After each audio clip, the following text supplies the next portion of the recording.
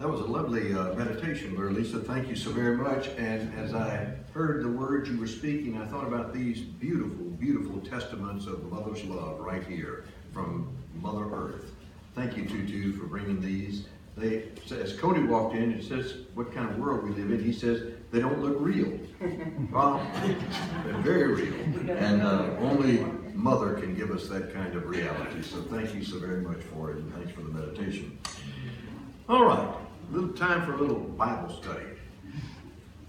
The first book of the Bible is Genesis. Genesis, right. What does the word Genesis mean? Beginning, right. So, first book is Genesis. Now, the first 11 chapters of Genesis are called by the scholars prehistory. It's the chapters that talk about the creation, about the great flood, Noah and the ark, about the Tower of Babel. Exciting stuff, but prehistory.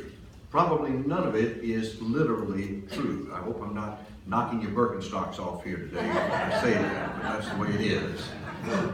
And yet it doesn't mean that it doesn't have truth in it, and it doesn't mean that it doesn't speak the truth, because the greatest truth that we know often comes through mythology and metaphor. And so those first 11 chapters are prehistory. And then you get to chapter 12 of Genesis, and you get the beginning of history. At least history as we religious types affirm and understand. You get the beginning, and it happens with these words that the Lord speaks to Abraham. And let me remind you, Abraham had a wife. Her name was Sarah. Yeah. And Sarah is the lady we want to focus on a little while here this morning. But first of all, the words. Now the Lord said to Abram, "Go from your country and your kindred and your father's house to the land that I will show you. I will make of you a great nation, and I will bless you, and I will make your name great, so that you will be a blessing. I will bless those who bless you, and the one who curses you I will curse. And in you, all the families of the earth shall be blessed. In you, all the families of the earth shall be blessed." Well, Abraham and Sarah start their wandering, and it's a harrowing trip, and they go here and they go there. And somewhere along the way, get this, Sarah, at the gentle, tender age of her 90s, is told, "Sarah, guess what? You're going to have a child. I know you didn't think it would happen," God says, "but you're going to have a child." And what does Sarah do? Well, if you know the story, she just laughs, because that's what you have to do to keep from crying sometimes. You laugh. But the child is the child of blessing. The child will be named Isaac, and from this couple, Abraham and Sarah, everything flows forward. Three great religious traditions, the Jews, the Muslims, and the Christians, all go back to that common parentage. The blessing, the blessing. Now, blessing is a word with a lot of meanings. We say a blessing, some of us, before a meal. Suzanne and I always do. The other day, we had started eating after our blessing, and Suzanne said, "Aren't you going to say the blessing?" It just goes to show some of the blessings that I offer sometimes aren't that spectacular. I said, I did it.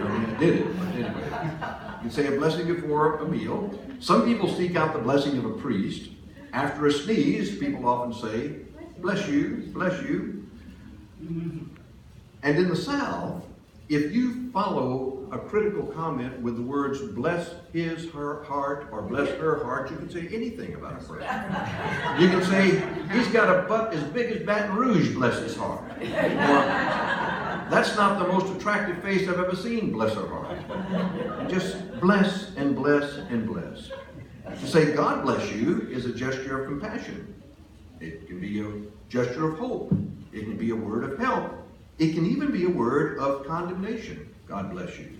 So there are a lot of words, a lot of ways to use the word blessing, and there are a lot of meanings that follow its articulation. But in this little story that we just read, God says, "I'm going to bless you so that you will be a blessing in this world." And one of the richest things to realize about blessing is that we have the power to do it. Think about that. We have the power to do it. That's what I read a moment ago from that card. We can bless life. We can bless ourselves. We can bless one another. We do it in our worship service when we give that opening statement of unity, how we bless one another. When we wish the very best for someone or for something, we are blessing. When we do an act of compassion, we are putting forth a kind of blessing. People can write personal blessings for themselves and for others. A blessing can be religious, it doesn't have to be. Any wish for well-being of another person, or another animal, or the earth, is a form of blessing. Now here's the deal. Every one of us has been blessed. We have been blessed by that one that we call Mother, the life giver, who has pushed us out of herself and into this world. And we all have our memories of our mothers, some good, some not so good. But no way around it. Mothers, I'm convinced, are the ultimate blessers, because they give us the ultimate and the truest and the richest gift, which is the gift of life. Today, as we honor our mothers, I want to share some stuff about my mother, who has been dead for many, many, many years. She died when I was 26 years old. She was 48, and I thought she was an old woman at the time. And I can remember thinking, as I mulled over the fact that she had left this earth, well, at least she's lived a good, long life. Perspective, perspective. There's a picture that I have somewhere in my boxes of pictures of my mother sitting in a chair with her hands folded in a prayer posture. Her hair is done just so. Her dress is beautifully neat and trim. At her knees are two little boys, my brother and me, and we are praying too, looking up at her. I suppose that my dad took the picture, and I suppose that we were saying the words that my mother was saying, teaching us a prayer. Maybe, now I lay me down to sleep, I pray the Lord my soul to keep. When in the morning I awake, show me the path, dear Lord, to take. Maybe that prayer, I don't know. We were in our pajamas. It was obviously late in the day. We were soon to go to bed. It's a beautiful picture, tender picture. It'll make you smile. It might even bring a tear to your eye. My mother was doing her best. Life goes on and life happens. My mother took me to church. A good Catholic girl, she took me to Mother Church, to the Catholic Church, where you ought to all start, to the Catholic Church. And in that church, I had the first sensation of God being more than just a word that was spoken. I felt the finger of God on me. And it happened when the priest would bless the congregation and throw holy water. Catholics do that, They'll throw water at you sometimes in church. And every once in a while, a little drop of that water would touch me someplace on my body and I could sense it. And in my childlike innocence, I believed it was the finger of God touching me. My mother said, I want to tell you how you got your name, Christopher. Christopher is was the patron saint of travel for Catholics. And when my mother conceived me, she was living in New York City. And she was begged by her father to come home and have this child here in Louisiana.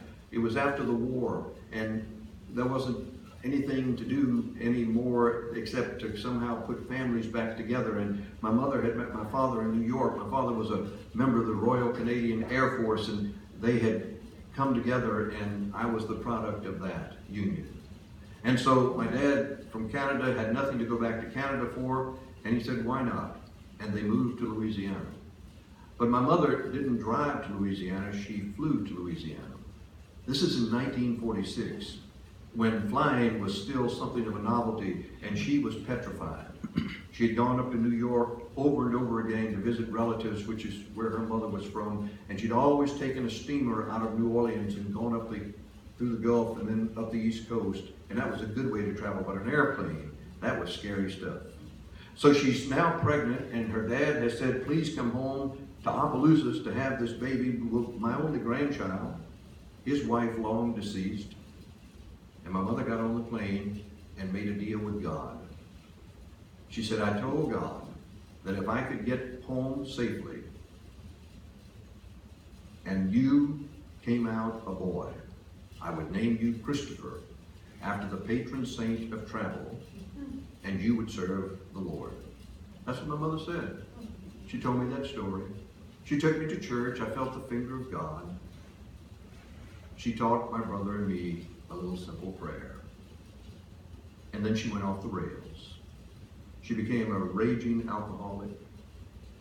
After my dad died, she became something of a floozy around town with this man and that man and then another. It wasn't a good home and it wasn't a happy home to grow up in.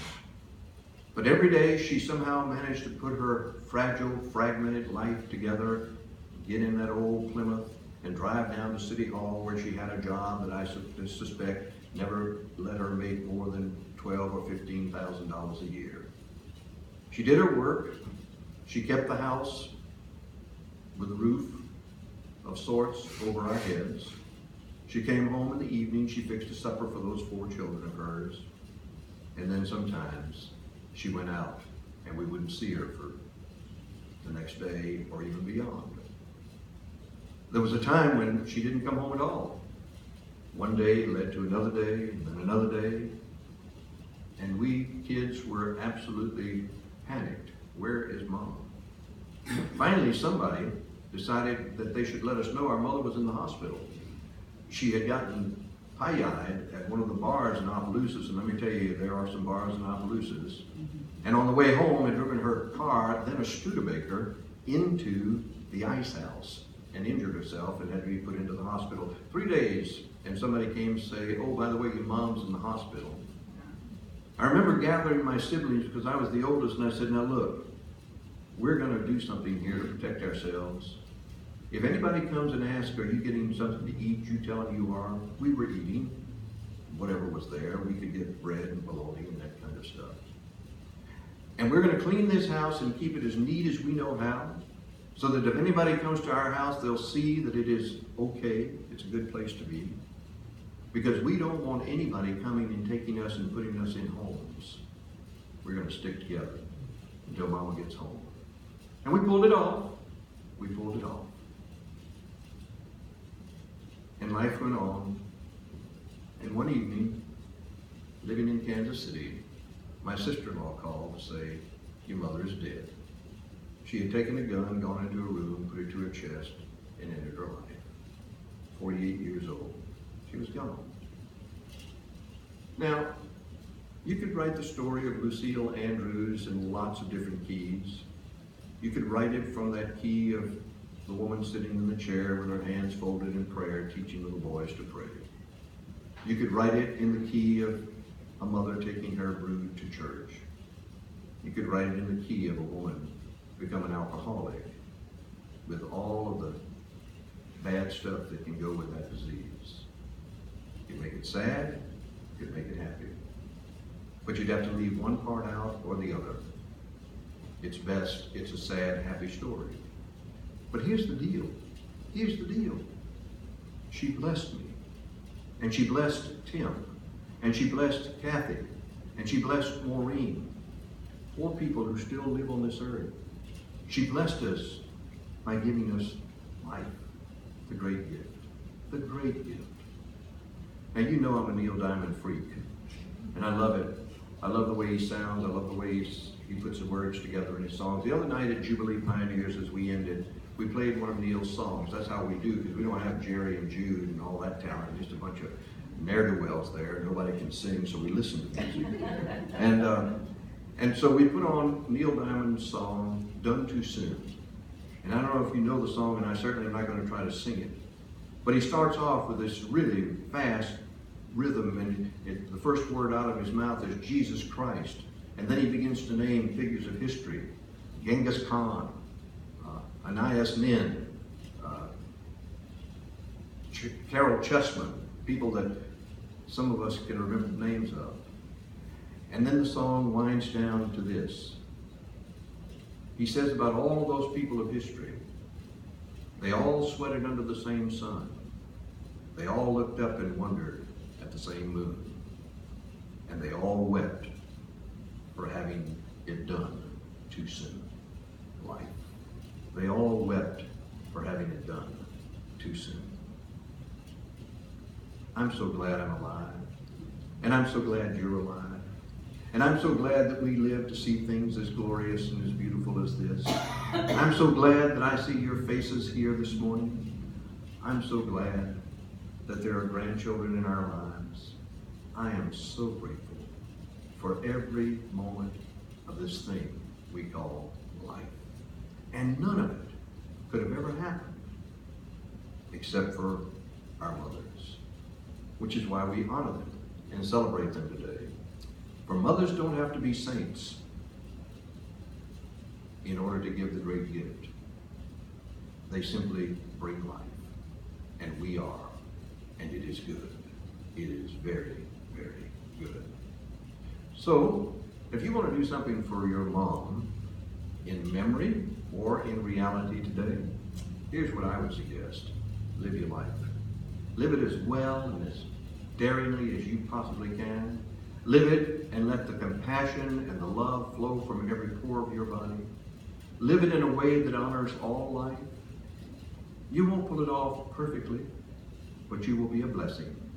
You will be a blessing. And that's what God says we are to do. That's the beginning of the story of faith. I will bless you so that you may bless others.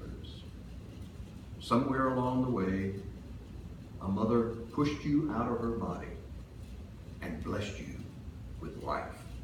And you wailed to the moon, and you mewed like a kitten, and you burped and you pooped, and you grew and you are. And it's all because of that one that you call mom, mother, mommy, whatever the term. Thanks be to God for those life givers. Those life givers. I'm grateful for my mother. Even though she caused me a lot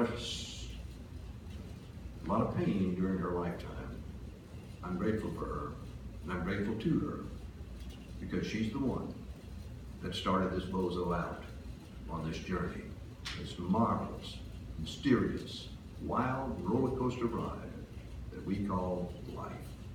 It's the great gift. Thanks to all of you mothers. Thanks to this mother who has blessed us with the gift, the ultimate gift of being, of life.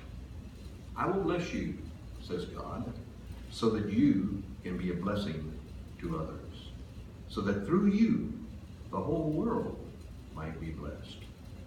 And so Sarah has this little wormy kid named Isaac, at the age of 90 plus, paid for by Medicare, no doubt, born in the nursing home. She has the baby. Her old china teeth just rattling in laughter when the angel announces, "You're going to have a baby, Sarah. You're going to have a baby." Reminds me of the cartoon of the old couple I saw. Him sitting in a rocking chair on the front porch, old as dirt. She, equally ancient, standing next to him, but in the cartoon, obviously in a family way. And looking down at him, and the words of the cartoon say, "You and your once more for old time's sake." Sarah and Abraham. Somehow they pulled it off. I don't know how. And that life, Isaac, was a blessing. You ought to read the story. Isaac goes on to have his own children, Jacob and Esau. And what rogues they were. Dysfunctional family, you better know it. Dysfunctional to the max. And yet, look at us. Here we are, sitting here today, trying to make connections to that mystery that they all pointed to, that they all believed in, that they all sensed was there. Blessed and blessing. And so we continue that story. And it's all done because of the Sarahs in our lives, who, young and old, equipped and not equipped, competent and incompetent, birthed us and gave us life, the great gift of all. I think I want to say a prayer and bless mothers. Let us pray. We thank you, Holy One, for the gift of mothers everywhere. We lift up today the mothers whose pain is so severe because of children who are alienated, because of children who can't be adequately cared for. Bless them. We thank you for the mothers who create idyllic environments for their children, whose children are well clothed and well fed, whose children are nurtured to the max. We thank you for their blessing. We thank you for mothers that are just ordinary people and do the best they can, and sometimes feel so inadequate. Bless them. We thank you for this mother that we spin on right now, this good earth that provides the food and the air and the water and the resources for shelter that we must have in order to live. May we bless this earth, our mother, even as she blesses us. We thank you, Holy One, for the gift of this day and for mothers everywhere, Amen.